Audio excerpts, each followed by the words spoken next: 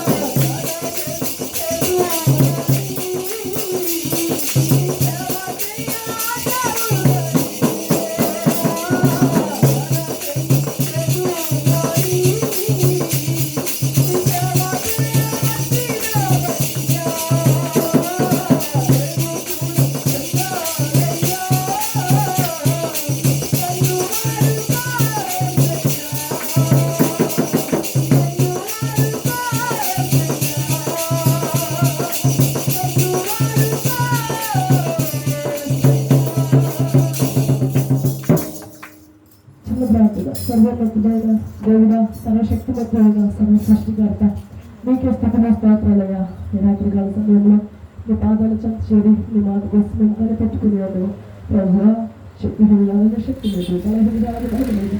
ఈ శక్తి చేతని ఆత్మ ద్వారా చక్కని సంగతులను తెలియజేసి అర్థవంతమైన రీతిలో ప్రభువా మీరే మాట్లాడి మహిమ పొందండి ప్రభువా. యేసయ్యా, ఎవరికి ఎట్టి మాట అవసరమై ఉన్నదో ప్రభువా మీకు అందరూ మీకు మాత్రమే తెలుసు. మా అందరికీ ప్రభువా వినగలిగిన చెవి గ్రహించే మనసునిచ్చి మా అందరికీ కావలసిన మాటలు మీరే మీ నామానికి మహిమకరంగా మాతో మాట్లాడి మహిమ పొందమని మా మంచి బాధకుడు యేసయ్య నామం పేరటి ప్రార్థన మనవులు ఆలకించి అంగీకరించి పొంది ఉన్నామని నమ్ముతూ అడుగుచున్నాము తండ్రి. గట్టిగా చెప్పాలి ఆమేన్. హల్లెలూయా, హల్లెలూయా, హల్లెలూయా. రాత్రికాల సమయంలో మనం చెప్పుకున్న వాక్కులను ఒకసారి జ్ఞాపకం చేసుకుందామా? రాత్రికాల సమయంలో మనం చెప్పుకున్న వాక్కులను ఒకసారి జ్ఞాపకంలోకి తెచ్చుకుందాం. రాత్రికాల సమయంలో దేవుడు మనతో మాట్లాడిన మాటలు మన సేవకులను నిలవబెట్టుకుని ఏం మాటలు ఒకసారి జ్ఞాపకంలోకి తెచ్చుకుందామా? ఎవరు మాకు తెలియదు అన్నట్టుగా ఉన్నారు, అవునా? ఎవరికి తెలియదా? సౌరి చెవులేద్దాం వీళ్ళ గుర్తు తెచ్చుకుంటున్నారా? ఇంతకుముందు నీకు గుర్తుందమ్మా అమ్మగారు అని చెప్పినది అంటారేమో. నాకు కూడా మీరు చెప్పినా గుర్తులేదేమో బహుశా. హల్లెలూయా, హల్లెలూయా. ఒక్క సెకండ్ అలా గుర్తు తెచ్చుకుంటే ఏం మాటలు మాట్లాడారు దేవుడు మనతో రాత్రికాల సమయంలో అనేది గుర్తొచ్చేస్తుంది, అవునా కదా? సోమరి చెవులు ఎత్తుకు వెళ్ళు అని చెప్పిన తర్వాత వాటి నాటకాలు కనిపెట్టి జ్ఞానాన్ని తెచ్చుకో అని చెప్పిన దేవదేవుడు ఆఖరికి వచ్చేసేటప్పటికి పరమగీత గ్రంథంలోకి వచ్చేసేటప్పటికి ఏమని చెప్పారు? ద్రాక్ష చెట్లు పూత పట్టి ఉన్నాయి, కాయలు తక్కువ ముగుచున్నాయి, కానీ అక్కడ ఏమున్నాయంట? ఏమున్నాయంట అక్కడ? ఆ చెట్ల కింద ఏమున్నాయంట? గొంట నక్కలు ఉన్నాయి. ఆ గొంట నక్కలను పట్టుకోండి, చెరుపు చేయాలని చూస్తున్న ఆ గొంట నక్కలను పట్టుకోండి, సహాయం చేసి గొంట నక్కలను పట్టుకోండి అని ఉంది, అవునా కదా? అంటే ఆ గొంట నక్కలు దేన్ని తినేయడానికి వచ్చినాయి? మన విశ్వాసాన్ని తినేయడానికి వచ్చినాయి. హల్లెలూయా. మనలో ఉన్న ఆ ఫలాన్ని తినేయడానికి వచ్చినాయి. మనం ఏమైతే ఫలిస్తున్నామో అంటారు కదా, శిష్యులై ఉండి శిష్యులు అడుగుతారు ఒక ఆనటి సమయంలో ప్రభు వారిని, మా విశ్వాసాన్ని వృద్ధి పొందించు ప్రభు అని అడుగుతారు. వృద్ధి పొందించు అంటే ఏంటి? ఇంకా ఫలవంతం కావడం, అవునా కదా?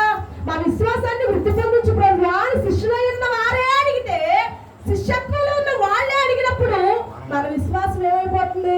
అనగారిపోతుంది. మరి మనం ఎంత అడగాలి? దేవుడిని వెంబడిస్తూ దేవుడితో 3.5 సంవత్సరాలు దేవుడు సువార్తను ప్రకటిస్తూ ఉండగా వాళ్ళే దేవుడితో ఉన్న వాళ్ళే విశ్వాసాన్ని వృద్ధి పొందించు ప్రభు అని అడిగినప్పుడు మనము దేవుని దృష్టిలో ఎంత చిన్నవారు? మన దృష్టిలో మనం ఎంత చిన్నవారు? దేవుని దృష్టిలో ఇంకెంత చిన్నవారు అయిపోతాము, అవునా కదా? కానీ దేవుడు అంటాడు ఆవగింజను తీసుకొని ఎంత ఆవగింజది? ఎంత ఉంటుంది ఆవగింజ? గింజలన్నింటిలో కంటే చిన్న గింజ. ఆ చిన్న గింజను పట్టుకుని దాన్ని పోలి చూపించాడు. ఏమని చూపించాడు? ఆవగింజంత విశ్వాసం, ఆవగింజంత విశ్వాసం మీలో ఉండిదే కదా ఈ కొండ వెళ్ళి అక్కడ పడండి పడుకో అంటే ఆవగింజంత విశ్వాసం కూడా మనలో లేదనా? ఆవగింజంత విశ్వాసం మీలో ఉంటే ఈ కొండ ఇక్కడ నుంచి వెళ్ళి అక్కడ పడు సముద్రంలో అనగానే పడిపోద్దంట.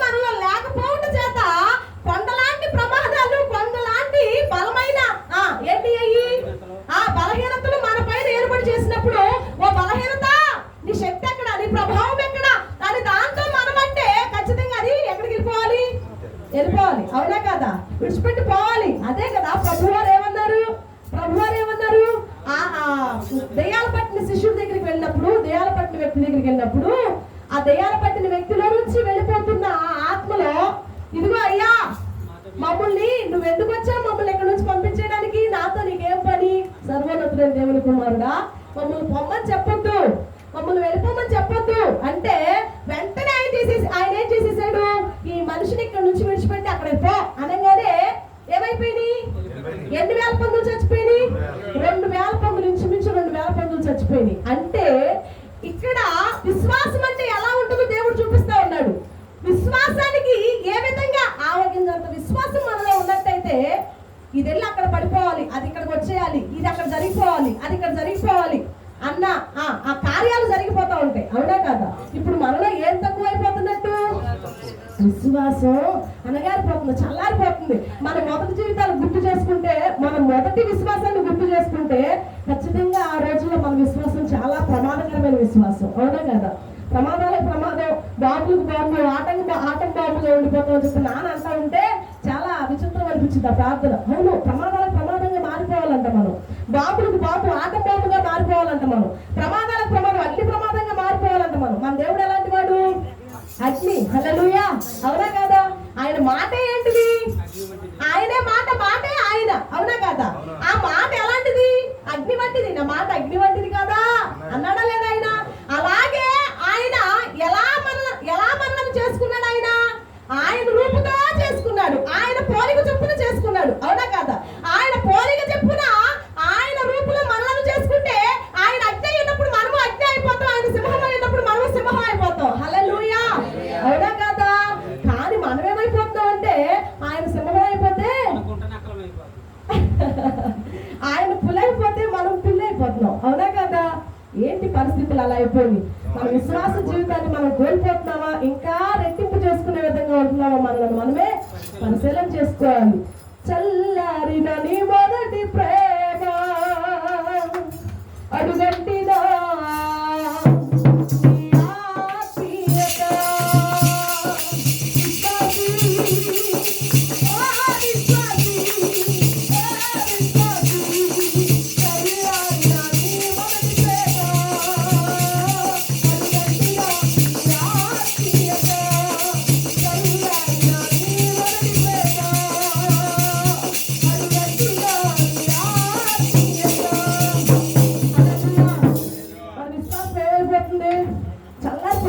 పలచబడిపోతుంది. అక్కడ యేసుప్రభు వారు నేల మీద నుంచి నడిచేస్తుంటే పేతురు గారు ఏమన్నాడు? నేల మీద నడిచేస్తుంటే పేతురు గారు ఏమన్నాడు? నీవే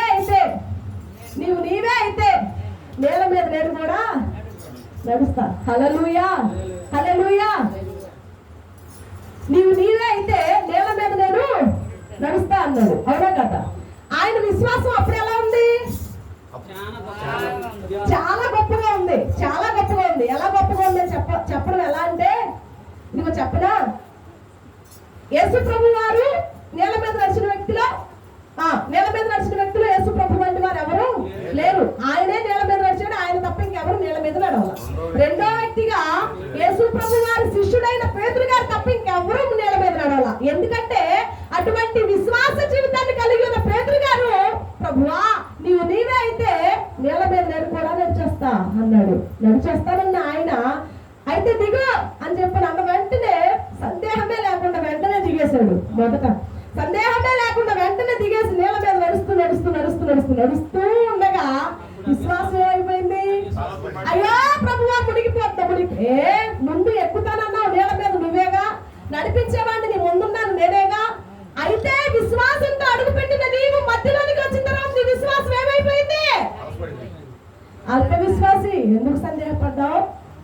నీతో ఉన్నవాడు నేను. హల్లెలూయా. నీతో ఉన్నవాడు నేను అనలేదు కానీ దేవుడు, అల్ప విశ్వాసి ఎందుకు సందేహపడ్డావు అని చేయించాడు. ఇచ్చిన వెంటనే ఆ చేయి పట్టుకుని యేసు ప్రభు వారితో పేతురు గారు లేచి బయటకు వచ్చేసాడు. హల్లెలూయా. హల్లెలూయా. మన విశ్వాసం ఏమవ్వాలి? పెంపొందించబడాలి. ఈ గొంత నక్కలు ఏం చేస్తున్నాయి చూసారా? మన విశ్వాస జీవితాన్ని లాగేయాలని చూస్తున్నాయి, మన విశ్వాస జీవితాన్ని తినేయాలని చూస్తున్నాయి. ఏ గొంత నక్కలు? ఆ గొంత నక్కలు పైన ఉన్నాయి. అవునా కదా? అన్ని పట్టుకోవడం ఎవరి వల్ల కావట్లా. ఎవరి వల్ల అవుతుందో తెలుసా? సింహ సింహాలకు సింహమై ఉన్న, రాజులకు రాజై ఉన్న, మహారాజై ఉన్న దేవదేవుని సన్నిధిలో దివ్యమైన మనసుతో కూర్చుని వాక్యము వల్ల ఎవరైనా సరే తప్పకుండా వాక్కును పట్టుకుని ఆ గుట్టనక్కలు పట్టుకునే శక్తినిస్తాడు దేవుడు. హల్లెలూయా, హల్లెలూయా. అవునా కాదా? దివ్యమైన ఆయన సన్నిధిలో ఆయన వాక్కులు కనబడుతూ ఉండగా వాక్కును బట్టి పట్టేసుకోవచ్చండి గుట్టనక్కని. నువ్వు గుట్టనక్క, నువ్వు నా విశ్వాస జీవితాన్ని పాడు చేస్తావా, లే పో అవతలకి అని చెప్పని దాన్ని తిప్పునీయలుగా అన్నాడా లేదా దేవుడు? నీ కాళ్ళ కింద తొక్కే దేన్ని? సాతానుని. అవునా కాదా? ఏ గత సర్పమైన సాతాన్నే, నేను తేజో నక్షత్రాన్ని, నేను వేకువ చెప్పుని అనుకున్నా పైన ఆ సాతాన్ని త్రొక్కే అధికారాన్ని నీకు ఇచ్చినప్పుడు ఈ గుంట లెక్కలు నీకు ఒక లెక్క లేదే. ఏమనుకోవాలి తెలుసా? గుంట లెక్కలు మనం చూసి, నేను చెప్పాను ఒకసారి, మీకు గుర్తుందో లేదో, ఒక చెట్టు కింద కూర్చుంది అంట, ఆ పాఠంలో ఉంటది ఇది. ఒక చెట్టు కింద, ఆ చెట్టు ఏంటో తెలుసా? అదేం చెట్టు? ద్రాక్ష చెట్టు అంట. ఆ ద్రాక్ష చెట్టు మంచిగా కాయలు ఉన్నాయంటండి, మంచిగా కాయలు ఉన్నాయంట. ఆ ద్రాక్ష చెట్టు కింద కూర్చుందంట గుంటనక్క. గుంటనక్క కూర్చుని దానికి బాగా ఆకలేస్తా ఉంటే ఎలా అయినా సరే ఆ కాయలను తీసేసుకుని నేను పోసుకుని తినేయాలి అనుకుంటుందంట. చాలా ట్రై చేస్తుందంట, చాలా చాలా ఎగురుతుందంట, అటే ఎగురుతుందంట, ఇదే ఎగురుతుందంట, కింద పడుతుందంట, మీద పడుతుందంట. అయినా పట్టు వదలకుండా అది అలాగే తిప్పులు పడతా ఎంత తిప్పులు పడినా దానికి ఒక కాయ కూడా దొరకపోవడం చేత అది అనుకున్నంత వచ్చి అవి కాదు ద్రాక్ష, అవి చేతికాయలు, దాన్ని కోసుకోవడానికి ఎంత తిప్పలు అవసరమో పోదామని పోతా ఉందంట. నిజానికి అవి తీపికాయలే, దానికి అంతగా పోవుట చేత అది చేదుగా మార్చుకొని వెళ్ళిపోయింది. అయితే ఈ లోకం దృష్టిలో మనం చేదుగా ఉండాలి, దేవుని దృష్టిలో తీపిగా మార్చబడాలి. హల్లెలూయా, హల్లెలూయా. అవునా కదా? అవును. మనం దాన్ని విశ్వాస జీవితాన్ని గట్టిగా పట్టుకుంటే తప్పకుండా మన విశ్వాసం మనల్ని ఏ స్థాయిలోనికి నడిపించాలో ఆ స్థాయిలోనికి నడిపించింది. హల్లెలూయా, హల్లెలూయా. ఆ విశ్వాసం ఎలా ఉంటది? నిరీక్షించబడి వాటి యొక్క నిజస్వరూపం. అవునా కదా? ఆ విశ్వాసాన్ని మనం ఎలా కాపాడుకోవాలి? అది జరగక ముందే మనం అడిగిన దాన్ని జరిగేసింది అనుకుని దాన్ని పొందుకున్నామని నమ్మేసి ఆ విశ్వాసాన్ని ఉంచాలి. అవునా కదా? అలాగే అన్నాడు, జరిగిన దానిని చూడకుండా నేను నమ్మను అన్నాడు. అవునా కదా? ఎవరన్నారు? తోమ అన్నాడు, ఇదిగో మీరు కాబట్టి నమ్మేశారు, నేనైతే ఆయన గాయాల్లో వేలు పెట్టి చూస్తే మాత్రమే నమ్మేవాడిని, ఎందుకంటే యేసు ప్రభువు వారిని నేను చూస్తేనే నమ్మేవాడిని అని చెప్పని ఆయన అన్నాడు. అయితే ఆయన ఏమన్నాడో తెలుసా? వెంటనే ఆయన అవిశ్వాసాన్ని దేవుడు పసిగట్టేసి మరలా ఆయన అగుపరుచుకోవడానికి ఆ గదిలోనికి వచ్చి, తోమా ఇదిగో చూసుకో అని చెప్పని ఆయన చేతులు చూపించి, చూసిన తర్వాత చూసి నమ్మిన వారి కంటే చూడక నమ్మిన వారు ధన్యులు అన్న తర్వాత ఆయన అన్నాడు, అవిశ్వాసి కాక విశ్వాసమయ్యుడు. హల్లెలూయా, హల్లెలూయా. అవిశ్వాసి కాక విశ్వాసమయ్యుడు అంటే నువ్వు చూసిన తర్వాత నమ్మడం కాదు, చూడక ముందే. హల్లెలూయా. ఆ విశ్వాసాన్ని బట్టే రాజులందరూ ఏం చేసేసారు? రాజ్యాలు జయించేశారు. ఆ విశ్వాసాన్ని బట్టే మార్గాలు సరళం చేసేసుకున్నారు. ఆ విశ్వాసాన్ని బట్టే రాజులు సింహాసనాలు పొందేసుకున్నారు. ఆ విశ్వాసాన్ని బట్టే సింహాలను జయించేశారు, సింహాలు నోళ్ళు పోయించారు, అగ్ని బలములు చల్లార్చారు. ఎన్నో మాటల గ్రంథంలో రాసుంది. అవునా కాదా? దేన్ని బట్టి ఇదంతా జరిగింది? విశ్వాసాన్ని బట్టి. హల్లెలూయా, హల్లెలూయా. అదే మాట ఇక్కడ అంటున్నాడు, విశ్వాసి అయి ఉన్న భర్త అవిశ్వాసి అయిన తన భార్యను తన సన్నిధికి రాబట్టుకోవచ్చును. హల్లెలూయా, హల్లెలూయా. ఆ విశ్వాసి అయి ఉన్న భర్త అవిశ్వాసి అయిన తన భార్యను సన్నిధికి రాబట్టుకోవాలంటే విశ్వాసి అయిన భర్త క్రియలు ఎలా ఉండాలి? అవిశ్వాసి అయి ఉన్న భార్య క్రియలు ఎలా ఉండాలి? ఎలా ఉండాలంటే సన్నిధికి వస్తున్న వారు అంటే భర్త రావచ్చు, లేకపోతే భార్య రావచ్చు. ఈ వస్తున్న వారు రాని వారికి తన క్రియలను కనపరచాలి. ఎలా?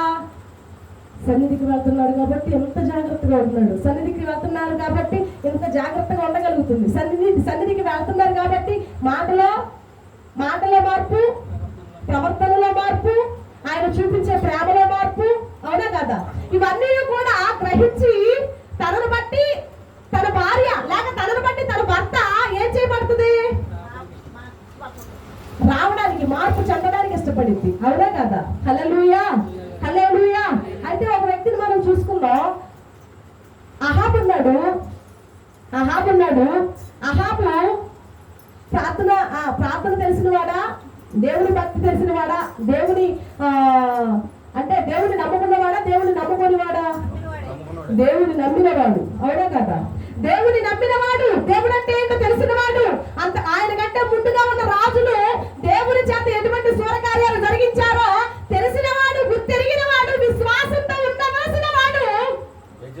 ఎవరిని చేసుకున్నాడు? అవిశ్వాసి అయిన భార్యను చేసుకున్నాడు. అవునా కదా? అవిశ్వాసి అయిన భార్యను చేసుకున్న ఆయన ఈయన విశ్వాసాన్ని చూపించకుండా ఆమెలో కలిసిపోయాడు. అవునా కదా? అవునా కదా? అయితే ఇక్కడ మనం నేర్చుకున్నది ఏంటి? అవిశ్వాసి అయిన భర్త, అవిశ్వాసి అయిన భార్యను విశ్వాసి అయిన భర్త విశ్వాసి అయిన భర్తను బట్టి పరిశుద్ధపరచబడతాడని ఉంది, పరిశుద్ధపరచబడుతుంది అని ఉంది. వాళ్ళ పిల్లలు ఏమవుతారు? మామూలుగా అయితే అవిశ్వాసురాలుగా మారిపోతే, అవిశ్వాసిగా మారిపోతే అపవిత్రులు అయిపోతారు. లేకపోతే విశ్వాసంగా ఉన్న భర్తను బట్టి, విశ్వాసంగా ఉన్న భార్యను బట్టి పవిత్రంగా మార్చబడిపోతారు. హల్లెలూయా, హల్లెలూయా. మీకు అర్థమవుతుందా నేను చెప్పేది? అర్థమవుతుందా? అలాగే అహాబు గారి దగ్గరికి వెళ్ళిపోతే అహాబు గారు ఏం చేశాడు? అవిశ్వాసి అయిన భర్తను చేసుకున్నాడు. అవిశ్వాసి అయిన భర్తను బట్టి, యెజెబెలును బట్టి బిడ్డలు కూడా ఏమైపోయారు? అపవిత్రులు అయిపోయారండి, అపవిత్రులు అయిపోయారు. గ్రంథంలో చూస్తారా? గ్రంథంలో చూపించాలా? అది ఇదిగో ఆ యోధారాజైన మొదటి రాజుల గ్రంథము 16వ అధ్యాయము 29వ వచనం. యోధారాజైన ఆసా ఏలుబడిలో 38వ సంవత్సరములో ఒమ్రీ కుమారుడైన అహాబు ఇశ్రాయేలు వారికి రాజై షోమ్రోనులో ఇశ్రాయేలు వారిని 22 సంవత్సరములు ఏలాడు. ఒమ్రీ కుమారుడైన అహాబు తన పూర్వీకులందరినీ మించినంతగా యెహోవా దృష్టికి చెడుతనము చేసెను. నెబాతు కుమారుడైన యెరోబోము జరిగించిన పాపపు క్రియలను అనుసరించి నడుచుకుంటే స్వల్ప సంగతి అనుకొని అతడు సిదోనీయులకు రాజైన ఎత్బయలు కుమార్తె అయిన యెజెబెలును వివాహం చేసుకుని బయలు దేవతను పూజించుచు వారికి నమస్కారం చేశాడు, బ్రొక్కాడు. దానిని బట్టి మరలా తన బిడ్డలు కూడా ఏమైపోయారు? అపవిత్రంగా మార్చబడిపోయారండి. దేవునికి అసహ్యమైన రీతిలో, యెహోవా అసహించుకునే రీతిలో వ్యర్థంగా వాళ్ళ బిడ్డలు ఏమైపోయారు? వ్యర్థమైన స్థితిలోకి వెళ్ళిపోయారు. అంటే ఇక్కడ మనం నేర్చుకోవాల్సింది ఏంటి? విశ్వాసి అయి ఉన్న భార్య లేదా విశ్వాసి అయి ఉన్న భర్త తన భార్యను విశ్వాసంతో ఆయన సన్నిధిలోకి ఏం చేయొచ్చు? రాబట్టుకోవచ్చు. వచ్చిన తనను బట్టి బిడ్డలు కూడా ఏమవుతారు? పవిత్రులు. అంటే దేవుడు ఎదుటి పెట్టేవారే పవిత్రులు. అవునా కదా? ఎవరు నీతిమంతులు, ఎవరు పవిత్రులు, ఎవరు నిష్కలంకులు, ఎవరు నిర్దోషులు? ప్రభువే నిష్కలంకి, ప్రభువే నిర్దోషి, ప్రభువే నీతిమంతుడు, అనింద్యుడు. అవునా కాదా? పాపులలో చేరక ప్రత్యేకంగా ఎంచబడిన వాడు ఆయన మాత్రమే. ఆయనతో ఉన్నవారు, ఆయనను వెంబడించిన వారు కూడా ఆయన వంటి మనుషులే. హల్లెలూయా, హల్లెలూయా. కాబట్టి నేను ఒక విషయంలో మాత్రం చెప్పగలను. లావణ్యాన్ని జ్ఞాపకం చేసుకుంటే లావణ్య దేవుని ప్రణాళిక చేత, దేవుని చిత్తం చేత ఆ కుటుంబంలోనికి వెళ్ళింది. ఆ విశ్వాసంలో ఆ బిడ్డ ఎలా ఉంటుందంటే నాకే విచిత్రంగా అనిపించింది. తనను బట్టి ఇక్కడికి వచ్చినప్పుడల్లా వెంటనే ఏం చేసేసిద్దంటే వాళ్ళు కనుక క్రమాన్ని ఇవాళ వద్దులే అని ఆగిపోయేటట్టుగా తన తల్లి ఆ ఇంటి వారు ఉంటే వెంటనే నువ్వు వెళ్తావా వెళ్ళవా తొండుతా ఉంటుందంట. వీళ్ళు వచ్చి ఆ లావణ్య తొండుతా ఉంది, అందుకే నేను రాలేక వచ్చేసేసానని చెప్పున్నానని అంటా ఉంటాను. నేను వింటా ఉంటా. ఎందుకంటే ఈ మాట చెప్తున్నాను నేను. తనలో ఉన్న విశ్వాసం తను ఎక్కడికి పోయినా వెళ్ళొచ్చు. తనలో ఉన్న ప్రార్థనా జీవితం, తనలో ఉన్న భక్తి ఆ బిడ్డలో ఉన్న బిడ్డలను ఎలా మార్చిందంటే తన బిడ్డ ఇక్కడికి వచ్చినప్పుడు మోకాలు చేసి ప్రార్థన చేయడం, తను చప్పట్లు కొట్టడం నాకు విచిత్రంగా అనిపించింది. అవును కదా? తన తల్లి విశ్వాసాన్ని బట్టి తన బిడ్డలు కూడా సన్నిధిలోనికి రావడం, అదే విశ్వాసంతో బిడ్డలు కూడా మోకరెళ్ళడం జరుగుతూ ఉందని. అవునా కదా? అలాగే మనం జ్ఞాపకం చేసుకోవాల్సింది ఏంటంటే విశ్వాసాన్ని బట్టి దేన్నైనా మనం రాబట్టుకోగలుగుతాం. మనం జరిగించే క్రియలను బట్టి దేన్నైనా చేయగలుగుతాం. అవునా కదా? అవును. అహాబు చేశాడు. విశ్వాసంతో ఉండవలసిన ఆయన యెజెబెలును తీసుకున్నాడు. యెజెబెలును బట్టి బిడ్డలు అపవిత్రులైపోయిన వారు జరిగించవలసిన కార్యాలు జరిగించక వ్యర్థమైన క్రియలు జరిగించి దేవునికే కోపాన్ని తెప్పించేసి ఎలా చనిపోయారో తెలియకుండా చనిపోయారు. అవునా కదా? అలాగే ఇంకొక వ్యక్తిని చూసుకుంటే చాలా ఆమె గురించి చెప్పుకోము చాలా అంటే గుర్తు రాని వ్యక్తి. అయితే ఆ వ్యక్తి ఎవరో తెలుసా? యోసేపు గారి భార్య. హల్లెలూయా, హల్లెలూయా. యోసేపు అనుకుంటాం మనం చాలా సంవత్సరాలు దేవుడు చూపించిన కళను నెరవేర్పు చూడడానికి చాలా టైం పట్టేసింది అనుకుంటాం మనం. అవునా కదా? దేవుని చూపించిన కళ నెరవేర్పు చూడడానికి చాలా టైం పట్టేసింది ఆయనకి. ఆయన అన్నలతో త్రోసివేయబడ్డాడు, అమ్మివేయబడ్డాడు, చేదరించుకున్నారు, అసహించుకున్నారు, కలలకనేవాడు అన్నారు, చాలా మాటలు అన్నారు. అక్కడి నుంచి వెళ్ళిపోయిన తర్వాత బానిసత్వం అనే కొలుములో ఉన్నాడు. అక్కడి నుంచి వెళ్ళిన తర్వాత అక్కడ ఫరో భార్య ఆయన మీద నింద మోపింది. అక్కడి నుంచి మరలా ఇంకొక చోటుకు వెళ్ళినప్పుడు చెరసాలలో బంధించబడ్డాడు. చెరసాలలో కూడా ఆయనకు శ్రమ ఎదురైంది. ఇలా ఎన్ని విధాలుగా ఆయన గురించి చెప్పుకుంటాం మనం. ఎవరి గురించి?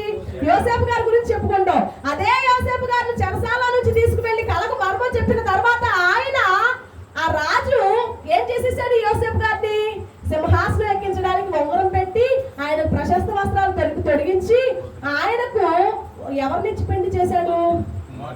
ఫరో కుమార్తె నుంచి పెళ్లి చేశాడు. పోతీఫెర కుమార్తె నుంచి పెళ్లి చేశాడంట. ఆ పోతీఫెర కుమార్తె ఆయన ఏం పని చేసేటోడు తెలుసా మీకు? ఆ పోతీఫెర ఏం పని చేసేటోడు తెలుసా మీకు? ఓను యొక్క యాజకుడు అంటండి. ఓను యొక్క యాజకుడు. హల్లెలూయా. దాన్ని చూస్తారా ఒకసారి? ఓను యొక్క యాజకుడు అంట. ఓను అంటే ఏంటో తెలుసా మీకు? దేవతలు ఉంటాయి కదా, దేవతలు ఉంటాయి కదా, దేవత గుళ్ళల్లో పూజలు చేసే పూజారులు ఉంటారు కదా, అలా అలా ఎలా ఎలా పూజారి కుమార్తెని ఎవరికి ఇచ్చారు? యోసేపుకి ఇచ్చారు. అంటే విశ్వాసి అయిన భర్తకి ఇప్పుడు ఎవరు వచ్చారు? అవిశ్వాసి అని చెప్పుకోవడానికి అంటే ఇంకా ఘోరం అక్కడ, అవునా కదా? ఎందుకు ఘోరం అంటే ఆమె అన్యుల కుటుంబంలో నుంచి రావడం కాదు, ఓను యాజకుడు అంట. ఓను యాజకుడు అంటే ఓను దేవతకి యాజకత్వం చేసే యాజకుడు. ఆ యాజకుని యొక్క కుమార్తెను ఎవరికి ఇచ్చారు? యోసేపు గారికి ఇచ్చారు. యోసేపు గారికి ఇచ్చినప్పుడు ఈ యోసేపు గారిని కూడా ఆమె ఏం చేయొచ్చు? తన తిప్పి మార్చేసుకోవచ్చు, అవునా కదా? అవును. ఎలా చెప్పగలవు ఆ మాట అంటే, సొలొమోను గారికి మహాజ్ఞానాన్ని ఇచ్చాడు దేవుడు, అవునా కదా? మహాజ్ఞానవంతుడైన సొలొమోను గారే జ్ఞానాన్ని కలిగి ఉన్న ఆయనే భార్యలను చేసుకున్నప్పుడు భార్యలు ఏం చేశారు? తిప్పేశారు, వెనకతట్టు తిప్పేశారా లేదా? అటువంటి శక్తి ఉన్నది ఎవరిలో? ఆడమనిషిలో అంత శక్తి ఉంది. అందుకే ఎందుకో తెలుసా అంత శక్తి? మగవారిని అయితే పంటితో చేస్తే ఆడవాళ్ళని ఎలా చేశారు? నరం తీసి ఆ నరంతో చేశారు. అందుకే నరంలాగా సాగుతారంట ఆడవాళ్ళు, అవునా కాదా? ఆ సంగతులన్నీ తర్వాత కానీ, అయితే అటువంటి వ్యక్తి విశ్వాసి అయి ఉన్న భర్త యోసేపు గారి గురించే చెప్పుకుంటాం కానీ అదే భార్య గురించి చెప్పుకోం మనం. ఆ భార్య పేరు ఏంటో తెలుసా? పోతీఫెర కుమార్తె యొక్క ఆసెనతునిచ్చి ఆయనకు పెళ్లి చేశాను అని ఉంటుంది. ఆసెనతు ఆమె పేరు. అయితే ఆసెనతు అని 3 చోట్ల ఉంటుందండి, 3 చోట్ల. పోతీఫెర కుమార్తె యొక్క ఆసెనతు యోసేపుకి 2 కుమారులను కనింది. మొదటి కుమారుడి పేరు మనష్షే, రెండో కుమారుడి పేరు ఎఫ్రాయిము అని ఇలా ఆమె పేరు 3 చోట్ల లిఖించబడి ఉంది. అంటే ఏంటో తెలుసా? 3 చోట్ల దేవుడు ఆమె పేరు జీవ గ్రంథంలో లిఖించబడడానికి గల కారణం దానికి చాలా ఉండుంటది. ఏంటి అది చాలా అంటే ఆమె విశ్వాసం, యోసేపు గారి యొక్క విశ్వాస జీవితాన్ని ఆమె కూడా పట్టణం చేసుకుని ఆ విశ్వాసాన్ని ఆమెలోనికి ఎక్కించుకుంటేనే కాక ఆ పేరు జీవ గ్రంథంలో రాసి పెట్టి ఉండదు. హల్లెలూయా, హల్లెలూయా. అయితే 3 చోట్ల ఆ పేరు లిఖించబడి ఉన్నది. 3 చోట్ల లిఖించబడితే ఏమైంది అని చెప్పని మీరు అనుకోవచ్చు. ఇంకొక మాట చూసుకుందాం. అదేంటంటే యోబు గారు ఉన్నారు. యోబు గారు ఎలాంటి భక్తిపరుడు? ఎలాంటి భక్తిపరుడు? చాలా భక్తిపరుడు, అవునా కదా? చాలా భక్తిపరుడు. ఎలాంటి భక్తిపరుడు అంటే సాతానే వెళ్ళి ఆయనకి రాజపుండు పెట్టేసి ఆయన చిత్రహింసలు పెట్టి నలిపిలి చేసేసిన, ఎటువంటి శోధన ఆయన పని పనిచేసిన ఏ శోధనకి భయపడటం కాదు కదా, ఆయన భక్తి జీవితాన్ని ఒక మాట ద్వారా కూడా దోషణ కలగకుండా ఆయన జీవితాన్ని అలా కాపాడేసుకున్నాడు, అవునా కదా? అటువంటి భక్తిపరుడైన యోబు గారి భార్య పేరు జీవ గ్రంథంలో రాసి పెట్టుంటే నాకు చెబుతారా? అటువంటి భక్తిపరుడైన యోబు గారి భార్య పేరు జీవ గ్రంథంలో రాసి పెట్టుందా? లేదు. మీరు ఎంత ఎదుర్కొన్నా దానిలో ఉండదు. యోబు గారి భార్య పేరు లేదు. అటువంటి భక్తి కలిగిన యోబు గారి భార్య అంటారే గాని యోబు భార్య ఈ విధంగా యోబు గారిని అన్నది, నువ్వు మాటల చేత దూషించి మరణం కావచ్చు కదా అని అన్నది అనే ఉంటది కానీ యోబు గారి భార్య పేరు మాత్రం దీనిలో లిఖించలేదు. హల్లెలూయా, హల్లెలూయా. అంటే ఇక్కడ మనం అర్థం చేసుకోవాల్సింది ఏంటంటే విశ్వాసి అయి ఉన్న యోసేపు గారు తన విశ్వాసంతో తన భార్యని ఆ విధంగా విశ్వాస జీవితానికి నడిపించుకున్నాడు. నడిపించుకోవడమే కాదు, అవిశ్వాసి అయి ఉన్న తన భార్య, అవిశ్వాసి అయి ఉన్న ఆమెను భార్యగా చేసుకున్నప్పుడు విశ్వాస జీవితానికి నడిపించబడిన ఆమె బిడ్డలు గొప్ప ప్రధానులుగా నిలబడిపోయారండి. హల్లెలూయా, హల్లెలూయా. అవునా కదా? దేవుడికి ఇష్టమైన బిడ్డలు ఎఫ్రాయిము ముద్దు బిడ్డ అని ఎంత ప్రేమగా పిలుచుకునే వరుసలోనికి వెళ్ళిపోయారంటే అటువంటి వరుసలోనికి వెళ్ళగలిగిన ప్రభావంతో కూడిన ఆ యోసేపు గారిని మనం జ్ఞాపకం చేసుకుంటాం కానీ యోసేపు గారి భార్య సపోర్ట్ చేయకపోతే ఆయన వెళ్ళేవాడు కాదు. అదే మనం జ్ఞాపకంలో తెచ్చుకోవాల్సింది. మన విశ్వాసాన్ని బట్టి ఇంకొక వ్యక్తిని మనం రాబట్టుకుంటే తప్పకుండా వాళ్ళు వస్తారా రారా? తప్పకుండా వస్తారండి. హల్లెలూయా, హల్లెలూయా.